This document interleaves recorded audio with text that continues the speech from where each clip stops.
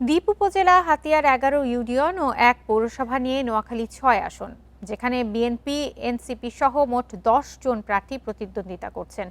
প্রবীণদের দীর্ঘদিনের দাপটকে চ্যালেঞ্জ ছুড়ে দিচ্ছেন নবীনরা। আলোচনায় আছেন এনসিপির যুগ্ম মুখ্য সমন্বয়ক আব্দুল হান্নান মাসুদ।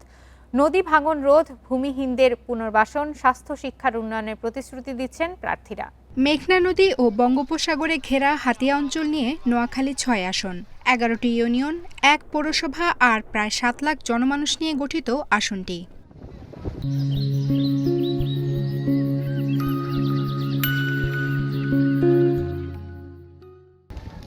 এই আসনে বিএনপির প্রার্থী চট্টগ্রাম বিভাগীয় সাংগঠনিক সম্পাদক মাহবুবুর রহমান শামীম। হাতিয়ায় ধানের শীষের গণজোয়ার দেখা দিয়েছে উল্লেখ করে তিনি বলেন, বিজয়ী হলে নদী ভাঙন রোধ, ভূমিহীনদের পুনর্বাসন করবেন।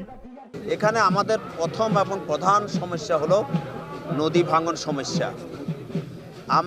আমি নির্বাচিত হলে, আমার দল সরকার গঠন করলে প্রথমে আমার যে কাজটি হবে সেটা হলো নদী ভাঙন রোধ করা। ১০ দলীয় জোট থেকে প্রার্থী হয়েছেন জাতীয় নাগরিক পার্টি এনসিপির জ্যেষ্ঠ যুগ্ম মুখ্য সমন্বয়ক আব্দুল হান্নান মাসুদ।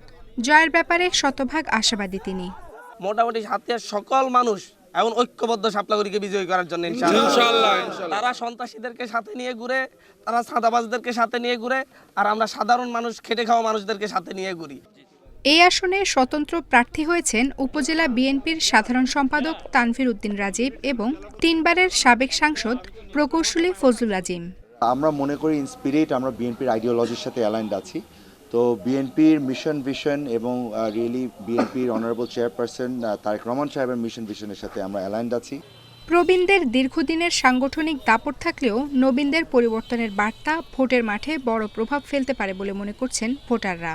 নির্বাচনী মাঠে হাতিয়ার আসন এখন প্রবীণদের মর্যাদা রক্ষা আর নবীনদের ভবিষ্যৎ রাজনীতির সম্ভাবনার লড়াই হিসেবে দেখছেন স্থানীয়রা। আমরা সুষ্ঠু ভোট চাই, যাদের মনে আছে, যার মনে যাকে চায় তাকে ভোট ঢুক, আমরা এই ধরনের চাই। আমরা যে আসুক আমাদের উন্নয়ন, যে আমরা যানবাহন, নদী ভাঙন রোধ, বলকবাদ আশাবাদী।